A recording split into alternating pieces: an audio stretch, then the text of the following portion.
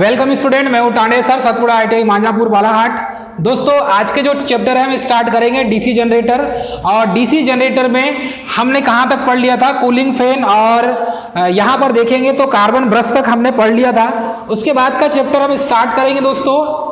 तो लास्ट में हमने कूलिंग फैन के बारे में पढ़ा था, और बेड प्लेट, आई बोल्ट, ये इसके बारे में हम विस्तृत रूप से जानेंगे।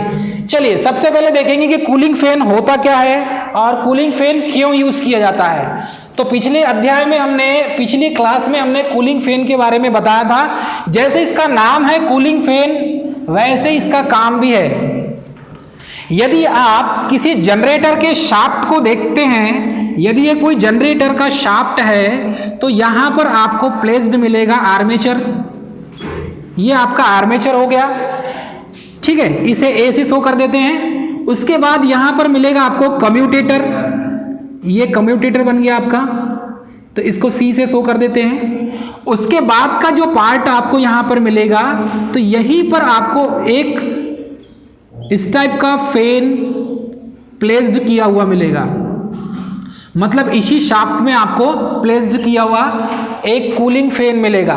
इस कूलिंग फैन का काम है कि जैसे जैसे ये शाफ्ट रोटेट करता है, जब आप शाफ्ट को रोटेट करेंगे, घुमाएंगे प्राइम मूवर की सहायता से, तो ये जो कूलिंग फैन है, ये कूलिंग फैन भी रोटेट करेगा। और ये कूलिंग फैन का काम ये होता है कि ये जो कम्यूटेटर है, इस कम्यूटेटर को ठंडा रखे, और उसके साथ साथ यहां पर जो आर्मेचर है, आर्मेचर को भी ठंडा रखे। तो कहने का मतलब यही है, जो फैन आप डेली लाइफ में यूज करते हैं उसका भी काम ठंडा करने के लिए होता है। वैसे यहां पर जो कूलिंग फैन है, इसका भी काम आर्मेचर वाइंडिंग के कोर को, अर्थात कि कम्यूटेटर को और यहां पर आर्मेचर को ठंडा रखने के लिए ही यूज किया जाता है। क्लियर है स्टूडेंट? तो ये जो है कास्ट आयरन का बना होता है, और ये आर्मेचर के ऊपर ही, ये दिख रहा है आपको, जिस शाफ्ट के ऊपर आर्मेचर प्लेस्ड होगा उसी शाफ्ट के ऊपर आप कूलिंग फैन को भी प्लेस्ड करेंगे। उसके बाद ही कूलिंग फैन के बाद इंड कवर को आप लगाएंगे। तो जो फ्रंट इंड कवर है और बैक इंड जो कवर है, बैक इंड कवर के पहले आपको यहाँ पर कूलिंग फैन नजर आएगा।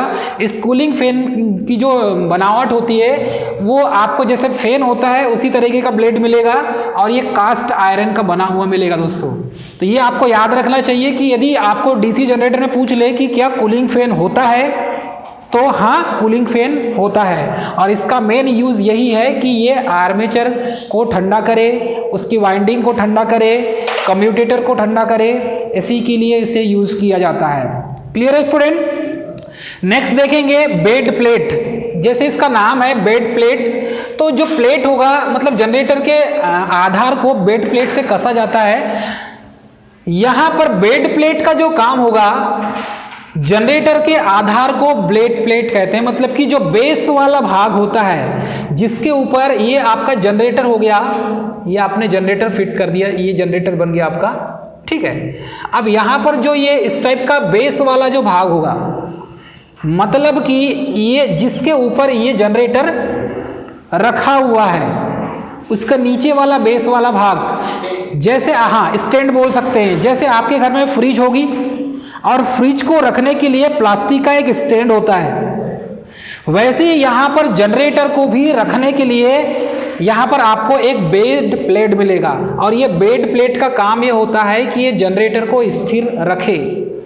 आप सीधे उसे जमीन में नहीं रखेंगे जनरेटर को, उस बेड प्लेट के ऊपर उसको क्या करेंगे, आप फिक्स कर देंगे, बोल्ट से कस देंगे। आप या तो वेल्डिंग किया हुआ मिलेगा, या तो आपको कसना पड़ेगा। क्लियर है? यह किसका बना होता है? कास्ट आयरन का। एग्जाम में सबसे ज्यादा यही पूछा जाता है कि ये किस मटेरियल का बना हुआ है, किस धातु का बना हुआ है। क्वेश्चन यहीं से आते हैं, तो याद रखेंगे, इसे नोट कर लीजिए। कास्ट आयरन, इट मीन्स ढलवा लोहा। तो ये आपको याद रहना चाहिए, हिंदी नेम और इंग्लिश नेम दोनों। कास्ट आयरन को ही क्या कहेंगे हम? ढलवा लोहा कहेंगे। इसे बोल्ट के द्वारा फाउंडेशन पर क्या कर दिया जाता है? कस दिया जाता है। तो इसका जो बेस होगा, फाउंडेशन होगा, यदि आप वर्कशॉप में जाते हैं तो वर्कशॉप में बहुत सी मोटर और जनरेटर वहां पर इंस्टॉल किया गया है।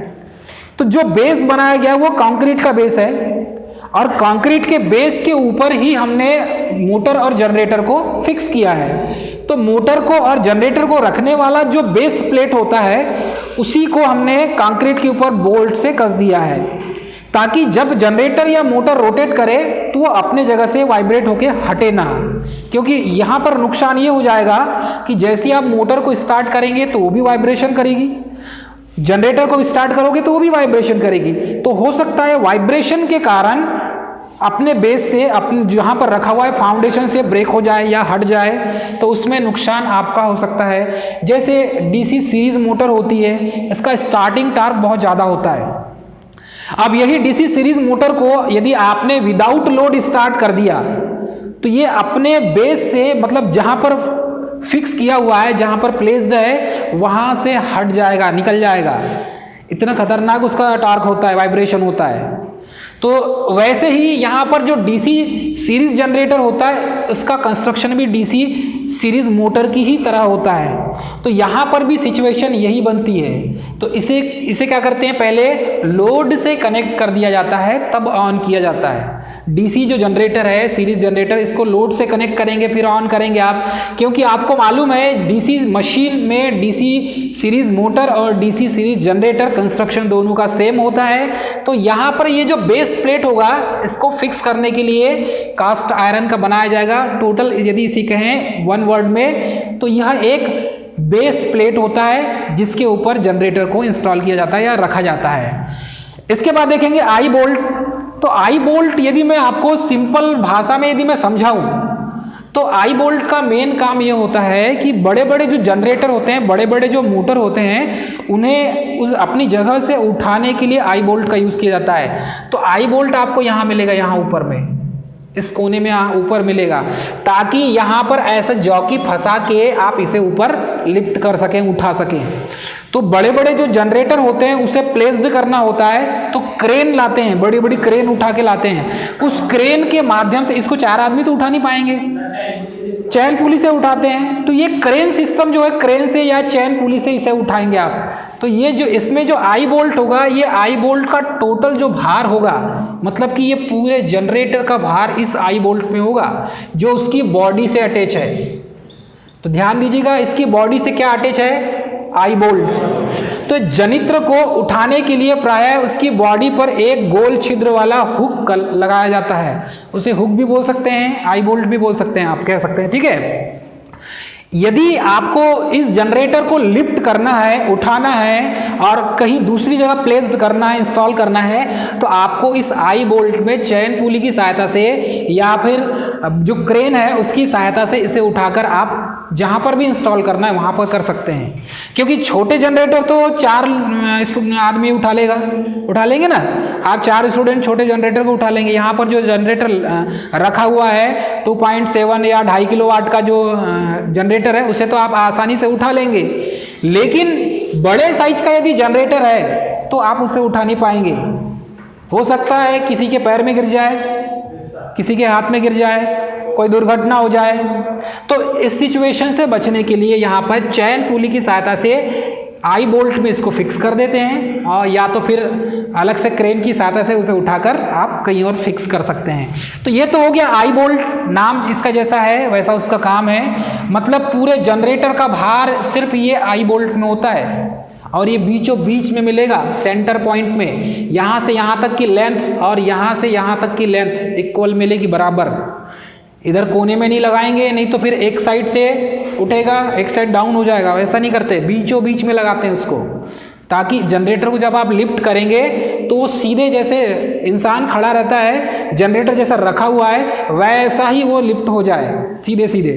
तो ये इस चीज़ को आपको ध्यान देना है, ठीक है। उसके बाद देखेंगे टर्मिनल बॉक्स, मेन चीज़ टर्मिनल बॉक्स बहुत ज़रूरी है, क्योंकि ये डीसी जनरेटर में जहां से आपको आउटपुट मिलेगा, अर्थात कि आर्मेचर वाइंडिंग में जो ईएमएफ जनरेट हो रही है उस ईएमएफ को आपको क्या करना है,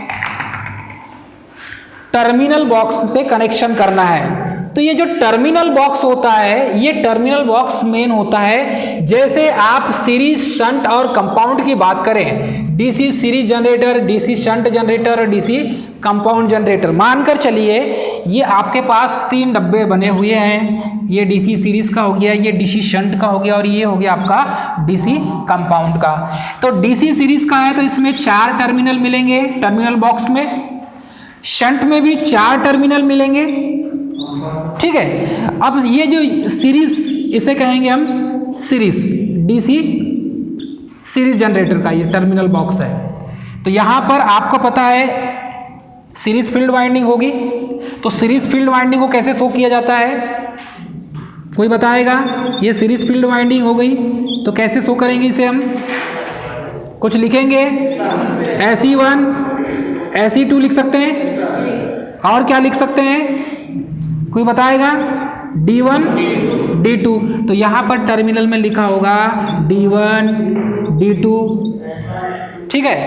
उसके बाद अब आर्मेचर वाइंडिंग होगी, तो आर्मेचर वाइंडिंग इस टाइप से होती है, तो यहां पर क्या लिखा रहेगा? A1 A2। तो यहां पर टर्मिनल बॉक्स में A1 और A2 लिखा होगा। क्लियर है सभी को? तो ये हो जाएगा डीसी सीरीज जनरेटर का टर्मिनल बॉक्स। उसके बाद डीसी शंट जनरेटर का टर्मिनल बॉक्स। चलिए अब डीसी शंट जनरेटर का टर्मिनल बॉक्स यदि हम बनाएं तो किस टाइप से बनाना होगा हमें? ये डीसी शंट जनरेटर का टर्मिनल बॉक्स हो गया भैया, ये आर्मेचर वाइंडिंग हो गई। अब डीसी शंट जनरेटर है तो ये इसे कैसे शो करते हैं हम? E1 E2 से शो करते हैं, या तो Z1 Z2 से शो करते हैं, या तो Z और डबल Z से शो करते हैं। तो ये शंट फील्ड वाइंडिंग हो गई। ऐसे यहाँ पर ऐसा लिख सकते हैं आप, शंट फील्ड वाइंडिंग। तो ये शंट फील्ड वाइंडिंग का नामकरण हमने कर दिया, इसका नामकरण हो गया। अब ये आर्मेचर वाइंडिंग का भी नामकरण करेंगे हम। तो आर्मेचर वाइंडिंग में तो ये A1 और A2 या तो फिर AA भी हो सकता है, ये 2 नामकरण किया जाता है आर्मेचर वाइंडिंग का। चलिए अब ये शंट फील्ड वाइंडिंग का टर्मिनल बॉक्स है, तो ये यहाँ पर देखें डीसी शंट जनरेटर लिख देते हैं हम, डीसी शंट जनरेटर। तो पहला जो टर्मिनल हो जाएगा वो किसका हो जाएगा? E1 E2 का या Z1 Z2 का हो जाएगा। ये हो जाएगा आपका Z1 Z2 का हो गया। उसके बाद आर्मेचर का अब कनेक्शन करेंगे हम, तो आर्मेचर के टर्मिनल को भी लिखना पड़ेगा A1 A2। ये डीसी शंट जनरेटर का टर्मिनल बॉक्स हो गया।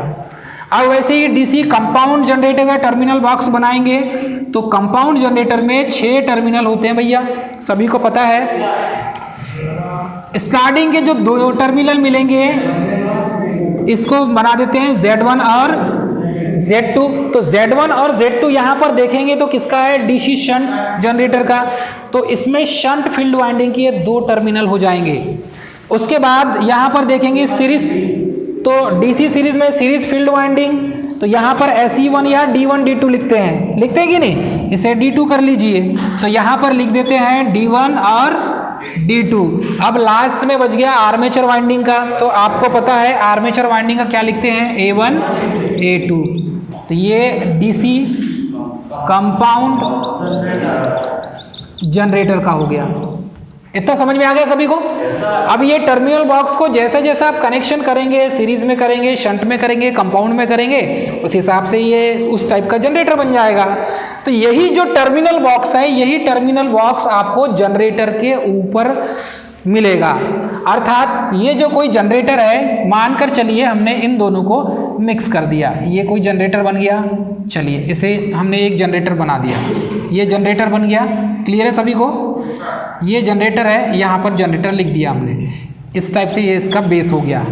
यहाँ पर आपको एक, ठीक है, यहाँ पर क्या मिलेगा? आपका आई बोल्ट मिलेगा। अब यहाँ पर साइड में आप देखेंगे तो यहाँ पर टर्मिनल बॉक्स मिलेगा। ये बन गया आपका टर्मिनल बॉक्स, इसे कहेंगे टर्मिनल बॉक्स। और यहाँ टर्मिनल बॉक्स में यदि 6 टर्मिनल बॉक्स में 6 टर्मिनल लगे हुए हैं तो आप समझ जाएंगे कि ये कंपाउंड जनरेटर भैया। समझ में आ जाएगा सभी को?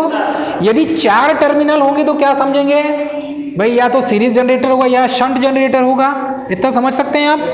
तो ये टर्मिनल जो बॉक्स होता है इसके बारे में जानेंगे। तो ये जनरेटर की बॉडी के ऊपर प्लेस्ड किया हुआ रहता है। और जो बेकेलाइट है, बेकेलाइट जानते हैं आप? बेकेलाइट जो है ये अचालक पदार्थ होता है। बेकेलाइट क्या है? एक अचालक पदार्थ, जिसे कुचालक पदार्थ भी कहते हैं आप। इंसुलेटिंग मटेरियल भी कहते हैं। तो ये जो बेकेलाइट है इसकी इंसुलेटिंग जो प्रॉपर्टी होती है वो माइका से कम होती है। समझ में आ रहा है सभी को? इसकी इंसुलेटिंग प्रॉपर्टी कैसी होगी? माइका से कम होगी, माइका की सबसे ज्यादा होती है। क्लियर है सभी को? तो ये जो बेकेलाइट का बना हुआ था है टर्मिनल बॉक्स, और ये जो मोटी शीट होती है, मतलब कि मोटी शीट इसलिए लगाई जाती है ताकि स्पार्किंग हो या कुछ ऐसी सिचुएशन हो तो यहाँ पर शॉर्ट सर्किट की संभावना ना बने। क्योंकि हम एक प्लेट में, ये बेकेलाइट का बना हुआ एक प्लेट है और यहाँ पर 4 टर्मिनल को कस रहे हैं। तो 4 टर्मिनल में यहाँ पर मानकर चलिए Z1 Z2 लिखा हुआ है, तो ये एक फील्ड वाइंडिंग का, शंट फील्ड वाइंडिंग का दोनों टर्मिनल एक ही जगह लगा है। फिर यहाँ पर आर्मेचर वाइंडिंग का भी 2 टर्मिनल लगा हुआ है। यदि ये जो प्लेट है ये आपस में कहीं, ये दोनों आपस में कहीं शॉर्ट सर्किट हो जाए या इस तरीके से शॉर्ट सर्किट हो जाए तो जनरेटर की वाइंडिंग जल जाएगी। इसीलिए इतनी मोटी शीट का बनाया जाता है कि कभी धोखे से पानी भी गिर जाए या कुछ ऐसी सिचुएशन आ जाए या स्पार्किंग भी हो जाए इन दोनों के बीच में, तो ये पॉइंट दोनों टच नहीं होना चाहिए, या फिर Z1 Z2 टच नहीं होना चाहिए। इस तरीके से इसे बेकलाइट की शीट पे बनाया जाता है। मोटी शीट होती है तो ये उतना प्रॉब्लम क्रिएट नहीं होता। मोटी शीट बनाने का मतलब यही है कि चारों टर्मिनल एक ही प्लेट के ऊपर कसा हुआ है तो कहीं आपस में शॉर्ट सर्किट ना हो जाए कोई टर्मिनल, इसीलिए बैकलाइट का बना जाता है और मोटी शीट को रखी जाती है। ठीक है, ताकि आप कनेक्शन कर रहे हैं, यदि आपने जोर से कनेक्शन कर दिया तो हो सकता है कि वो शीट टूट जाए, अंदर चले जाए टर्मिनल, तो ये सिचुएशन ना आए, इसके लिए ऐसा किया जाता है। क्लियर है सभी को? अब ये इसे हम नट और बोल्ट से कसते हैं क्योंकि 4 कोने में 4 आपको यहाँ पर स्क्रू मिलेंगे, 4 कोने में 4 स्क्रू मिलेंगे। यदि हमें टर्मिनल बॉक्स को खोलना है तो उस स्क्रू को खोलना होगा और फिर आप उसके जो टर्मिनल है उसको यदि निकल गया अंदर से तो उसको फिर से आप फिक्स कर सकते हैं। तो ये यहाँ पर फैसिलिटीज होती है। तो यहाँ पर जो बॉडी मिलेगी, बॉडी में यहाँ पर कहीं ना कहीं स्क्रू को कसने के लिए उसके थ्रेड बने होंगे, उसके होल बने होंगे। क्लियर है सभी को? क्योंकि आपको मालूम है जो बॉडी है वो कास्ट आयरन की बनी हुई है तो उसमें भी होल होना चाहिए ना, तभी तो उसे फिट कर पाएंगे आप। ठीक है, तो ये नट बोल्ट के द्वारा आर्मेचर कम्यूटेटर के संयोजक सिरे से कसे होते हैं, मतलब फिक्स कर दिया जाएगा। फिक्स नहीं करेंगे तो इधर उधर फिर हिलिंग डुलिंग होगा, तो ये हिलिंग डुलिंग के लिए उसको फिक्स कर दिया जाता है। क्योंकि जब यॉक को बनाया जाता है, बॉडी को आप जब बनाएंगे तो उसकी भी कॉस्टिंग होती है, टर्मिनल बॉक्स की भी कॉस्टिंग होती है। क्लियर है सभी को? चलिए, अब कम्यूटेटर के जो संयोजक है उसे जब कस देंगे तो ये जो टर्मिनल बॉक्स है ये फिक्स हो जाएगा। फिक्स हो जाएगा इसका मतलब ये है कि इधर उधर हिलिंग डुलिंग नहीं होगा। आप यदि इस टर्मिनल बॉक्स में इसको सीरीज बनाना है, शंट बनाना है, कंपाउंड बनाना है, फील्ड वाइंडिंग को कनेक्शन करना है, तो सिचुएशन ऐसी होगी कि ये टर्मिनल बॉक्स इधर उधर हटेगा नहीं, हिलेगा नहीं, तो आपको टर्मिनल बॉक्स से कनेक्शन करने में आसानी जाएगी। क्लियर है सभी को? इसका मुख्य कार्य क्या होता है? डीसी जनरेटर से, मतलब कि आर्मेचर कंडक्टर के द्वारा, क्योंकि इलेक्ट्रिसिटी किसमें जनरेट होती है? आर्मेचर कंडक्टर में होती है। तो आर्मेचर कंडक्टर से जो ईएमएफ जनरेट हो रहा है, यह ईएमएफ कार्बन ब्रश के थ्रू टर्मिनल बॉक्स तक पहुंचता है। समझ में आ रहा है सभी को? तो यही टर्मिनल बॉक्स में आपको आउटपुट वोल्टेज मिलेगा।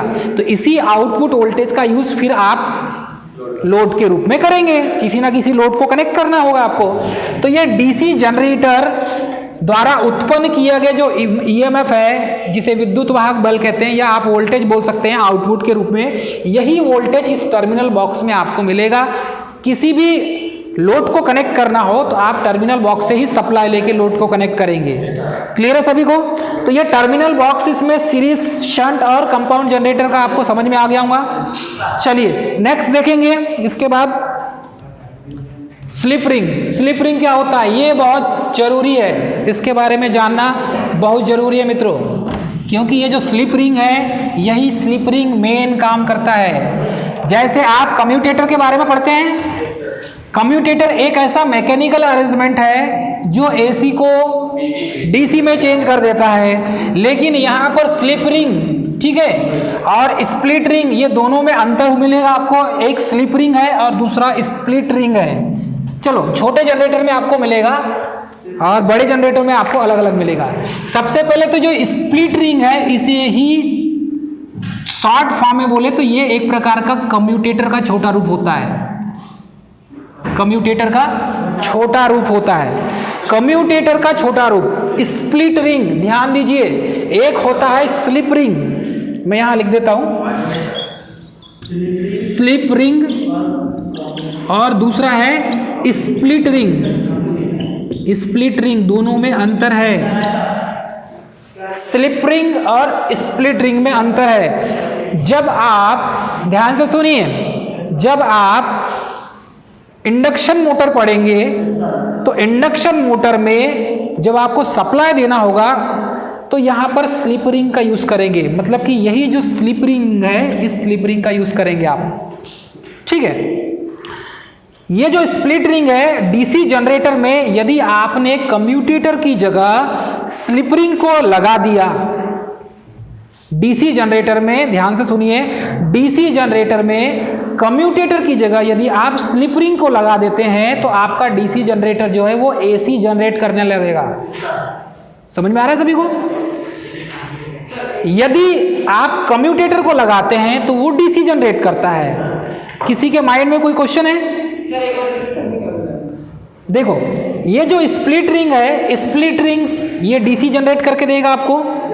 ये कम्यूटेटर का एक छोटा सा प्रारूप होता है, मतलब कि जैसा कम्यूटेटर का कंस्ट्रक्शन होगा वैसे ही स्प्लिट रिंग का भी कंस्ट्रक्शन मिलेगा। छोटे जो जनरेटर होते हैं उसमें स्प्लिट रिंग का यूज किया जाता है, लेकिन जो स्लिप रिंग है ये एसी जनरेट करके देता है। यदि कम्यूटेटर की जगह आप इस स्लिप रिंग को लगाते हैं तो स्लिप रिंग एसी बनाकर देगा, मतलब कि आपके टर्मिनल पे जो वोल्टेज मिलेगा वो एसी मिलेगा। क्लियर है सभी को? चलिए, ये अरेंजमेंट इसका बताएंगे स्लिप रिंग का, पहले इसे देखेंगे स्प्लिट रिंग को, ठीक है। स्प्लिट रिंग देखिए तो यह प्रायः दो धात्विक अर्थात कि तांबे और पीतल का बना हुआ छल्ला होता है। अब ये छल्ला कैसा होता है, यहां पर देखिए ये स्प्लिट रिंग लिखा हुआ है, स्लिप रिंग लिखा हुआ है। वैसे ही दो छल्ले मिलेंगे आपको स्प्लिट रिंग के भी, दो छल्ले मिलेंगे स्प्लिट रिंग के, एक पॉजिटिव का होगा और एक नेगेटिव का होगा।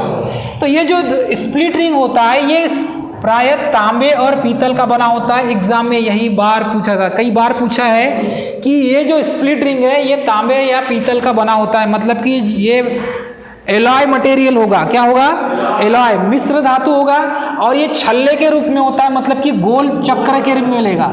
मतलब ये एक गोल चक्र हो गया और यहाँ पर ऐसा दूसरा एक गोल चक्र होगा, तो एक का यहाँ पर पॉजिटिव होगा और दूसरे का नेगेटिव होगा। इस तरीके से इसको बना जाता है। तो द्विधात्विक मतलब कि दो धात्विक, जिसे पीतल या तांबे के छल्ले का बना होता है, या तो पीतल का बनाएंगे या तो तांबे का बनाएंगे, लेकिन सबसे ज़्यादा आपको पीतल के ही मिलेंगे छल्ले। इसके किसके मिलेंगे?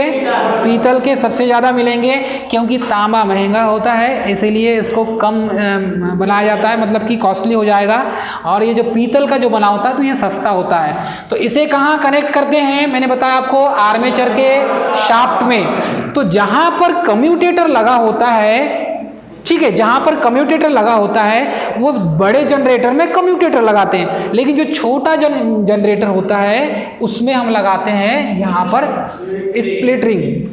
तो ये आर्मेचर के शाफ्ट में अचालक पदार्थ की सहायता से स्थापित किया जाता है। जैसे कम्यूटेटर को प्लेस्ड करते हैं वैसे ही स्प्लिट रिंग को भी प्लेस्ड किया जाता है, मतलब सेम कंस्ट्रक्शन है। लेकिन कम्यूटेटर में जो सेगमेंट है, खांचे वो ज्यादा होते हैं और इसमें खांचे कम मिलेंगे आपको। तो स्थापित किया जाता है। प्रत्येक जो स्लिप रिंग है वो एक कार्बन ब्रश के संपर्क में रहता है, मतलब कि ये जो स्प्लिट रिंग है वो किसके कांटेक्ट में रहेगा? कार्बन ब्रश के। तो ये जो स्प्लिट रिंग है, जितने कार्बन ब्रश उतने स्प्लिट रिंग। कार्बन ब्रश यदि दो हैं तो स्प्लिट रिंग भी दो ही मिलेंगे, एक पॉजिटिव का और दूसरा नेगेटिव का। तो ये जो दो स्प्लिट रिंग है इसका काम ये होता है कि कंडक्टर से जो पॉजिटिव, जो आपको आउटपुट के रूप में ईएमएफ प्राप्त हो रहा है, पॉजिटिव को एक स्प्लिट रिंग ग्रहण करेगा और नेगेटिव को एक स्प्लिट रिंग। तो ये काम होता है कार्बन ब्रश का। पॉजिटिव कार्बन और नेगेटिव को कार्बन ब्रश ही बनाएगा। तो बाहर निकालने का काम इसी का होता है, स्प्लिट रिंग का। तो ये स्प्लिट रिंग को आपको याद रखना है। स्प्लिट रिंग एक कार्बन ब्रश के संपर्क में रहती है। जैसा कम्यूटेटर होगा वैसा ही स्प्लिट रिंग भी होगा, सेम कंस्ट्रक्शन होगा। उसे बैकलाइट की सीट पर ही हम स्थापित करेंगे, अचालक पदार्थ पे उसको इंस्टॉल करेंगे, कंस्ट्रक्शन सेम मिलेगा दोनों का। लेकिन जो छोटे साइज के जो जनरेटर होते हैं, छोटे जनरेटर में आपको क्या मिलेगा, स्प्लिट रिंग मिलेगा, और जो बड़े साइज के जनरेटर है उसमें कम्यूटेटर मिलेगा। क्लियर है सभी को? तो ये तो हो गया डीसी जनरेटर के सभी पार्ट, डीसी जनरेटर के सभी पार्ट। अब उसके बाद हम नियमों को पढ़ेंगे नेक्स्ट क्लास में। फ्लेमिंग के दाएं हाथ का नियम, बाएं हाथ का नियम कहाँ होता है, दाएं हाथ का नियम कहाँ यूज किया जाता है, इन नियम को पढ़ेंगे जो मोस्ट इंपॉर्टेंट है। दोस्तों हमारा वीडियो अच्छा लगा तो हमारे चैनल को सब्सक्राइब, लाइक और शेयर करना ना भूलें। थैंक यू दोस्तों।